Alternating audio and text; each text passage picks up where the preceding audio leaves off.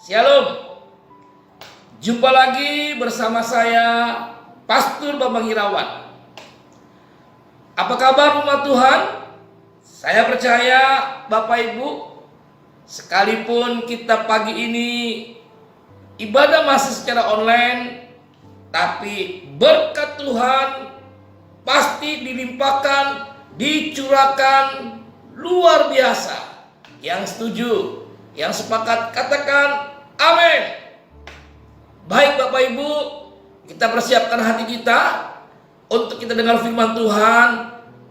Dan kita percaya bahwa firman Tuhan satu-satunya jawaban yang pasti buat kita. Yuk, mari kita berdoa, datang kepada Tuhan dengan sungguh-sungguh.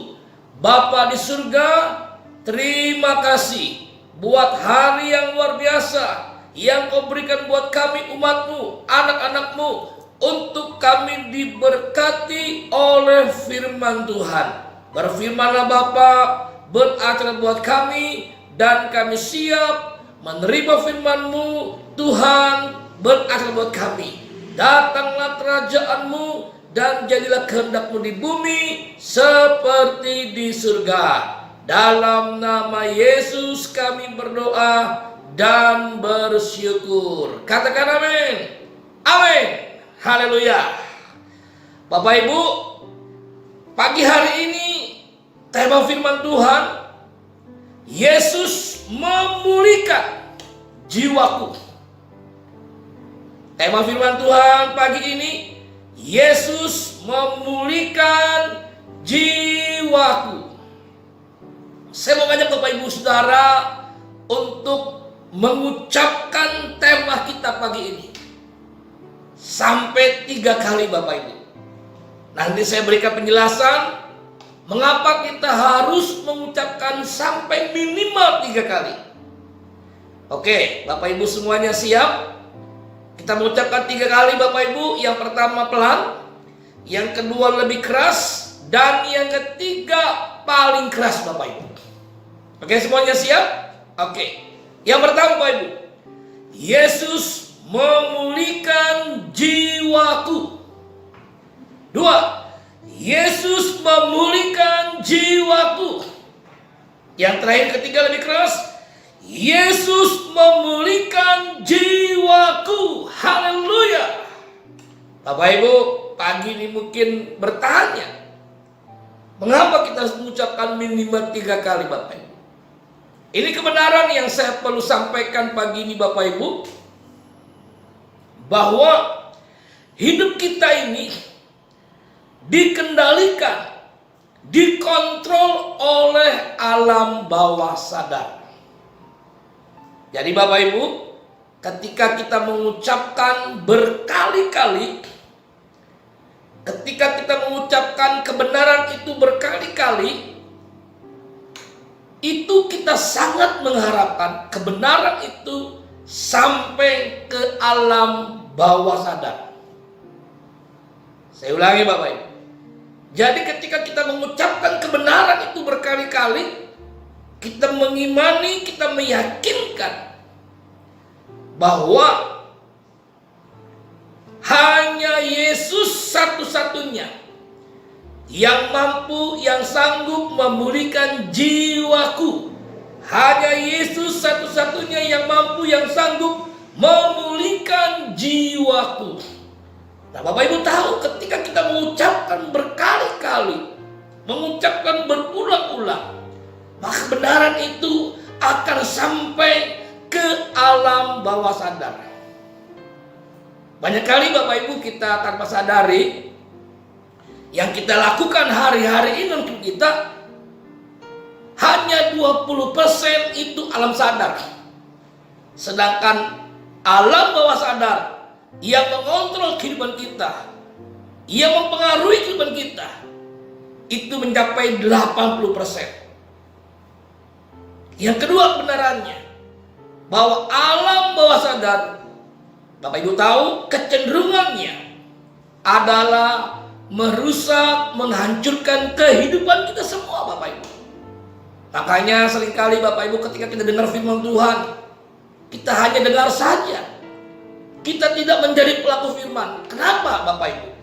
Jawabannya sederhana. Karena firman itu tidak sampai ke alam bawah sadar. Kita hanya sadar, tetapi tidak mencapai ke alam bawah sadar.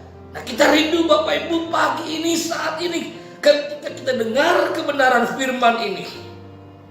Kebenaran itu benar-benar sampai ke alam bawah sadar.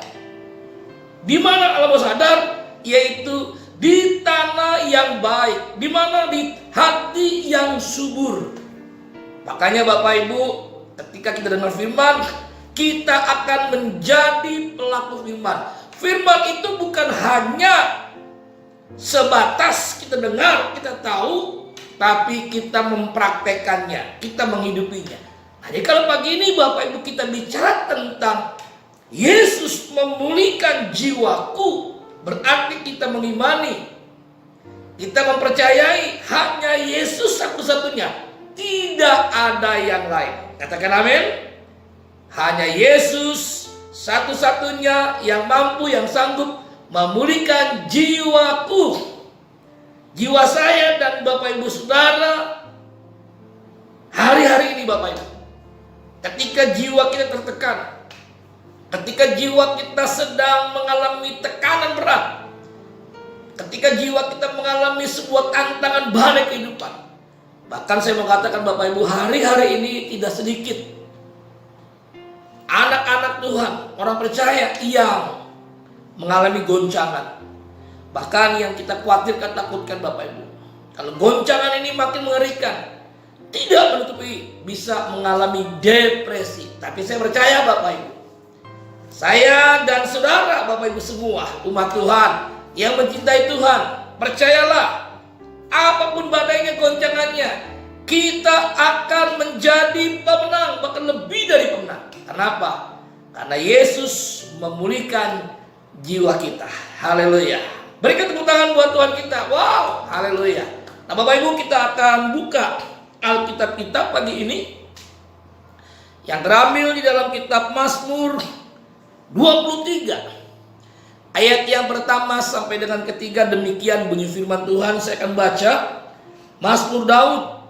Tuhan adalah gembalaku, takkan kekurangan aku. Ia membaringkan aku di padang yang berumput hijau. Ia membimbing aku ke air yang tenang. Ia menyegarkan jiwaku.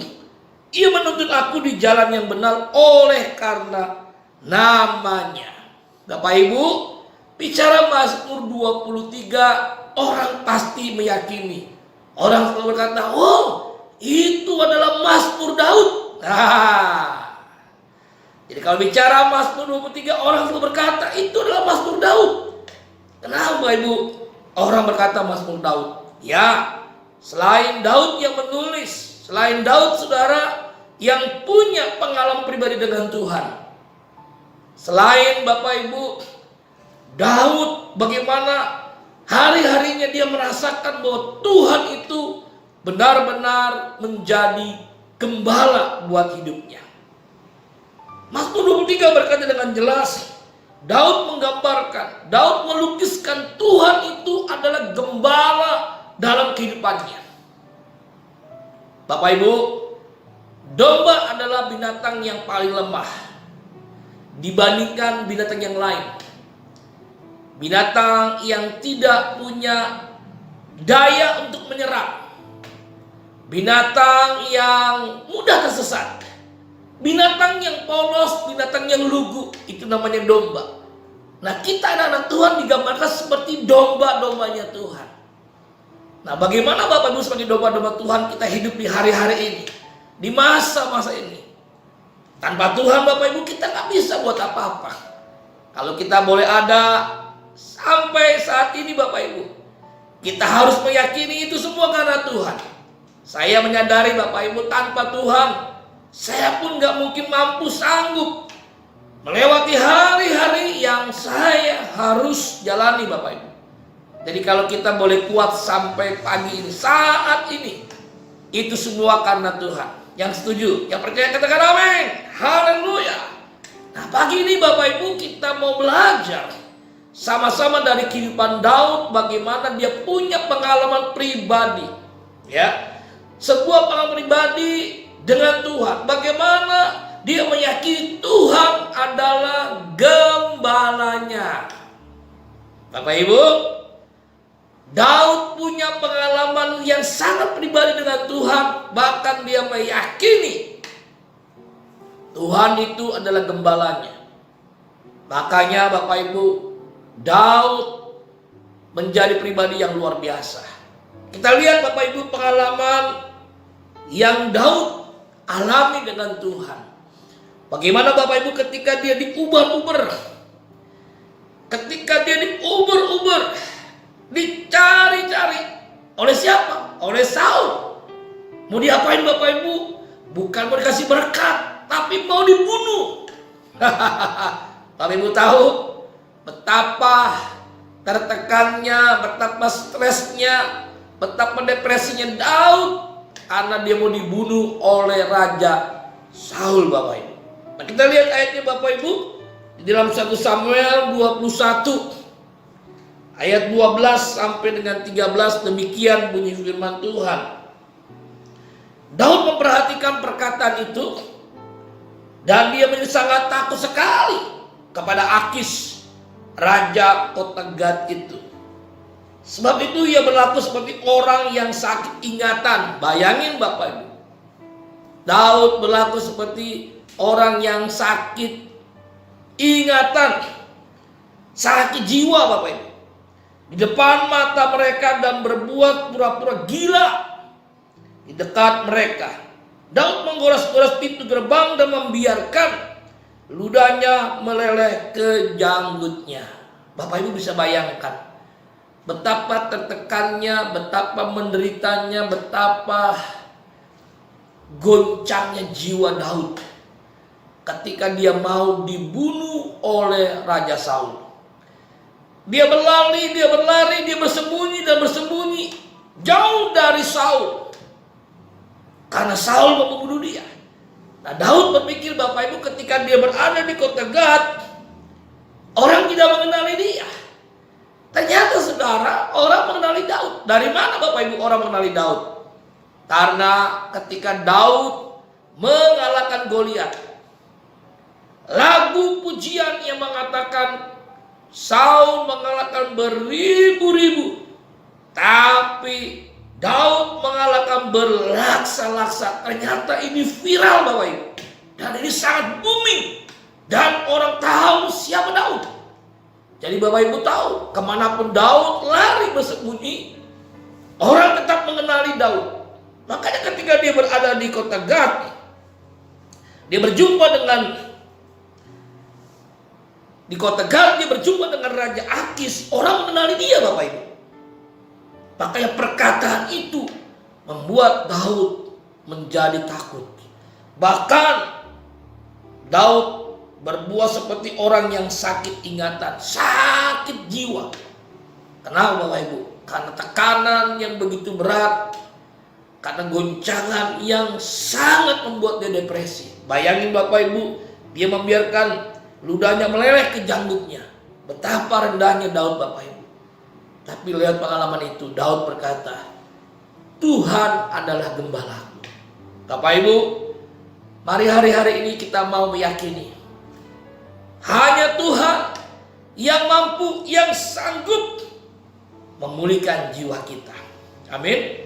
Kalau hari-hari ini Bapak Ibu sedang jiwanya sakit, jiwanya goncang, jiwanya gundah gulana, jiwanya tertekan, mari Bapak Ibu datang sama Tuhan. Izinkan kebenaran firman Tuhan pagi ini yang Bapak Ibu dengar itu boleh menyegarkan jiwa kita, memulihkan, bahkan menyembuhkan. Seperti pengalaman Daud, bagaimana akhirnya Bapak Ibu Daud menjadi raja, Daud menjadi orang hebat, menggantikan Saul. Dan Bapak Ibu tahu, puncak kejayaan Israel itu zaman pemerintahan Raja Daud. Maka kita berkata, Tuhan mendapatkan seorang yang berkenan. Siapa dia? Daud, saudara. Siapa yang berkata? Tuhan sendiri yang berkata. bahwa aku telah mendapatkan seorang yang berkenan, yang menyenangkan hatiku. Kenapa saudara? Karena Daud menjadikan Yesus sebagai gembalanya. Nah, pagi ini Bapak Ibu kita akan mau belajar sama-sama tentang 3 goncangan kehidupan kita manusia yang hari-hari ini sedang terjadi. Yang pertama, goncangan masalah keluarga. Kekerasan dalam rumah tangga hingga terjadinya perceraian meningkat. Ini goncangan yang pertama yang terjadi dalam hidup kita manusia hari-hari ini. Kekerasan meningkat. Akibatnya perceraian pun meningkat. Kekerasan meningkat, maka perceraian meningkat.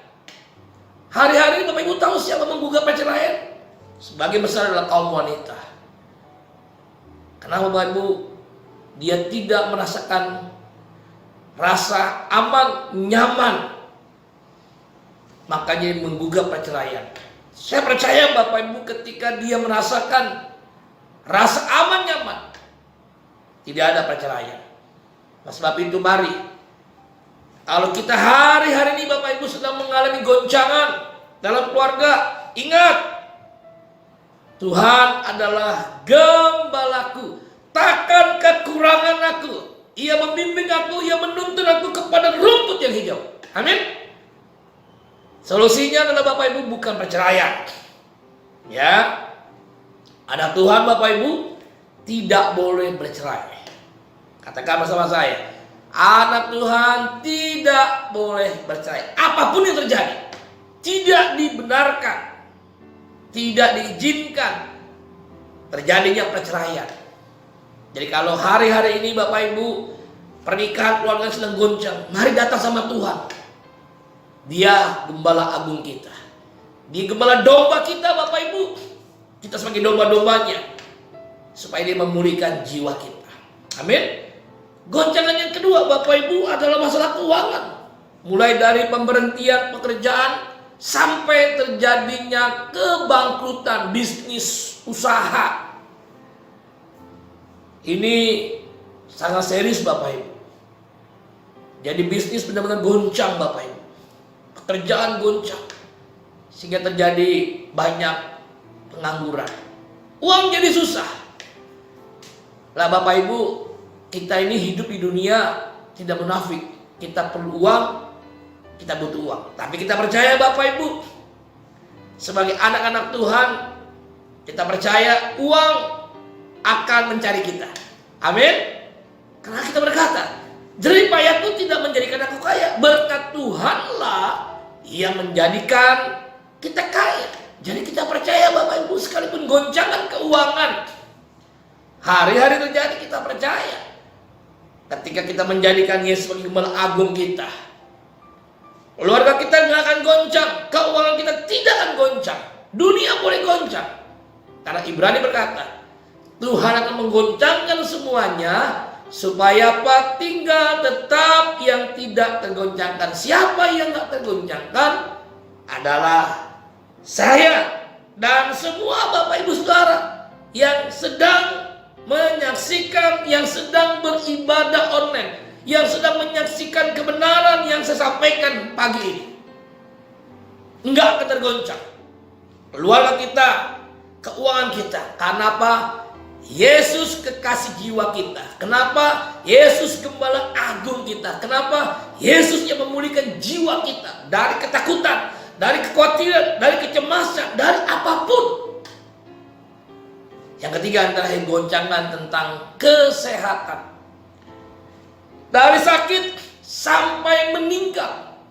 Bapak Ibu tahu, awal-awal pandemi, waduh Bapak Ibu, jujur, secara manusia kita khawatir, takut. Kenapa? Karena kita melihat yang dulu bicara mengenai kematian itu orang-orang yang jauh. Tapi sekarang bicara kematian bukan orang yang jauh, orang yang dekat-dekat dengan kita. Sekarang sudah tiada, sudah nggak ada lagi Bapak Ibu. Jadi dari yang sakit sampai kematian terjadi. Nah ini nggak gampang Bapak Ibu. Saya punya teman, dia pasangan muda, anaknya baru umur 7 tahun. Tiga-tiganya kena COVID. Suaminya kena COVID, istrinya kena COVID, anaknya kena COVID. Papa mama kena COVID, anaknya kena COVID. Bapak Ibu tahu nggak apa yang terjadi? Istrinya yang dicintai meninggal. Anaknya yang dicintai meninggal. Jadi 3 orang kena COVID, istri meninggal, anak meninggal. Sekarang tinggal suaminya, papanya. Sebatang kara teman saya. Waktu saya dengar Bapak Ibu, saya syok Bapak Ibu, kaget sekali. Nah, kalau itu terjadi pada kita, Bapak Ibu nggak mudah kita menghadapinya. Tapi kita percaya Bapak Ibu, guncangan apapun yang terjadi hari-hari ini tidak pernah membuat kita tergoncang. Seperti yang dialami Daud. Sekalipun dia tertekan, sekalipun dia berbuat seperti seolah-olah digila Bapak Ibu, tapi ada jalan keluarnya. Ada jalan keluarnya, ada kemenangan, ada kepastian. Nah ini Bapak Ibu bedanya anak-anak Tuhan dengan bukan anak Tuhan. Orang percaya dengan bukan orang percaya. Di mana perbedaannya? Ketika kita punya masalah, ketika kita punya persoalan dalam hidup ini, anak-anak Tuhan, orang percaya ada kepastian kemenangan. Tolong garis bawahi Bapak. Jadi anak Tuhan itu punya kepastian kemenangan. Ada jalan keluarnya. Bersama Yesus lakukan perkara besar. Bersama Yesus tidak ada yang sukar. Bersama Yesus ada jalan keluar untuk masalahku, untuk masalahmu, untuk masalah kita semua. Amin. Asalkan apa? Bersama Yesus pasti ada solusinya, ada jawabannya, ada jalan keluar. Bapak Ibu, pagi ini bagaimana caranya Bapak Ibu supaya jiwa kita benar-benar pulih? Satu cara Bapak Ibu, bagaimana supaya benar-benar jiwa kita pulih? Mari pagi ini Bapak Ibu kita mau jadikan Yesus sebagai gembala agung kita. Ini jawabannya. Daud dari mengalami goncangan, tekanan, bahkan sampai depresi seperti orang gila, orang yang lupa ingatan, sakit ingatan. Dia bisa mengalami kemenangan demi kemenangan, bahkan dia menjadi raja.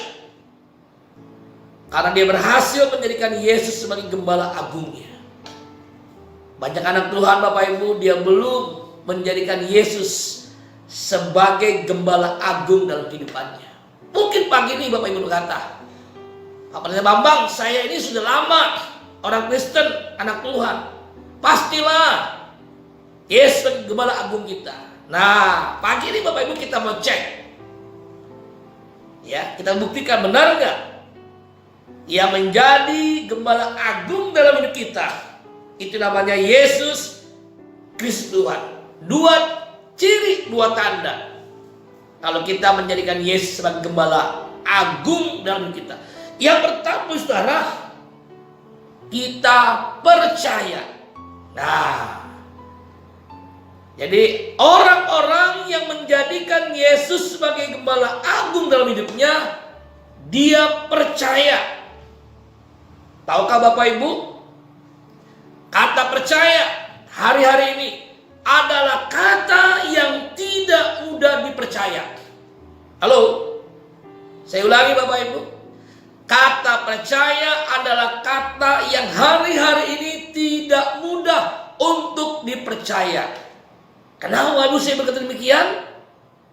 Karena Bapak Ibu, goncangan yang ada, tekanan yang ada, masalah yang ada, membuat kita jadi tidak mudah percaya.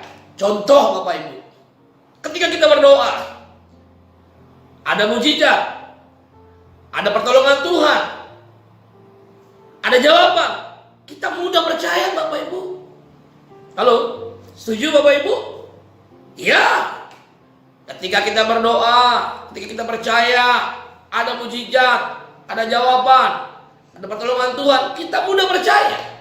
Tetapi Bapak Ibu, ketika kita berdoa, Ketika kita percaya, belum ada mujizat, belum ada pertolongan Tuhan, ada jalan keluar. Pertanyaannya, apakah kita masih tetap percaya kepada Yesus? Nah, ini masalahnya Bapak Ibu.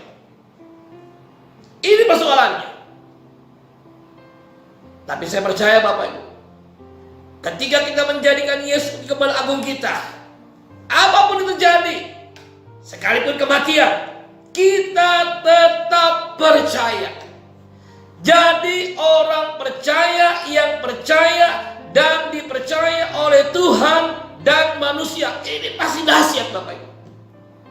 Kau tahu, saya ngalami sejak awal pandemi sampai saat pagi ini, saya tetap percaya bersama Yesus ada jalan keluar. Bersama Yesus ada jawaban. Bersama Yesus jiwaku tidak pernah goncang. Pagi ini saya mau tantang Bapak Ibu, jadi orang percaya yang percaya. Bagaimana caranya? Izinkan firman Tuhan setiap hari kita baca. Bagaimana mungkin kita bisa percaya kalau hati kita, pikiran kita, hidup kita isinya bukan dengan firman? Nggak mungkin jadi orang percaya yang percaya. Supaya kita menjadi orang percaya, makanya kita harus baca firman. Izinkan firman setiap hari menguasai hati kita, pikiran kita. Saya percaya kita pasti menjadi semakin percaya. Sekalipun pagi ini belum ada jawaban, belum ada kepastian, kita tetap percaya Yesus Gembala Agung kita. Halo, amin. Yang kedua, ciri tanda bukti Yesus Gembala Agung kita, kita hidup dalam ketaatan. Taat. Yang pertama adalah percaya, yang kedua taat. Katakan 2, 3. Taat. Yang pertama apa? Percaya. Yang kedua taat.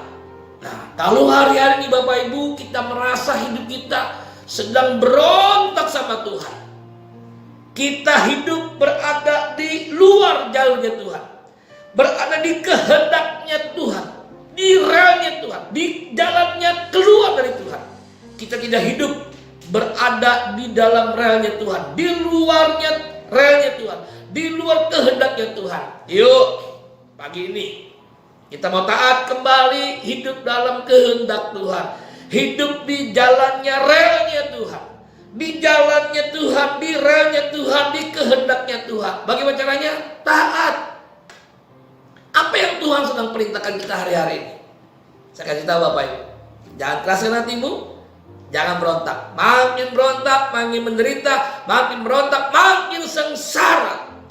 Makin taat, ada mujizat. Makin taat, menikmati hidup di masa-masa pandemi. Pagi ini Bapak Ibu, biarlah kebenaran yang kita dengar itu boleh benar-benar memulihkan jiwa kita. Amin. Kalau hari-hari ini kita sudah merasakan lelah, letih, capek, datang sama Tuhan. Katakan, Tuhan, aku percaya Engkaulah Gembala Agung. Aku mau taat Tuhan sebagai domba. Kalau hari-hari ini aku banyak berontak sama Tuhan, tapi pagi ini aku mau percaya, aku mau taat. Mari Bapak Ibu datang pada Tuhan, pejamkan matamu, taruh kedua tanganmu di dadamu. Saya mau berdoa. Bapa di dalam surga, hamba sudah menyampaikan kebenaran-Mu, isi hatimu, biarlah firman yang kami dengar boleh mengubah, memberkati, menjamah setiap hati kami. Kami tahu firman-Mu yang menyegarkan, memulihkan, menyembuhkan jiwa kami yang sakit, jiwa kami yang tertekan.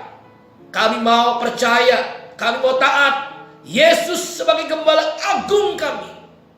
Seperti pengalaman Daud, bagaimana dia menjadikan Yesus sebagai Gembala Agungnya.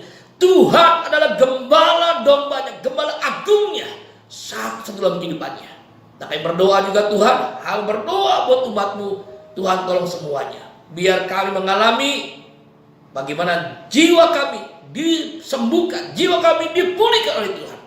Terima kasih Bapa, di dalam nama Yesus kami berdoa dan bersyukur. Yang diberkati katakan amin.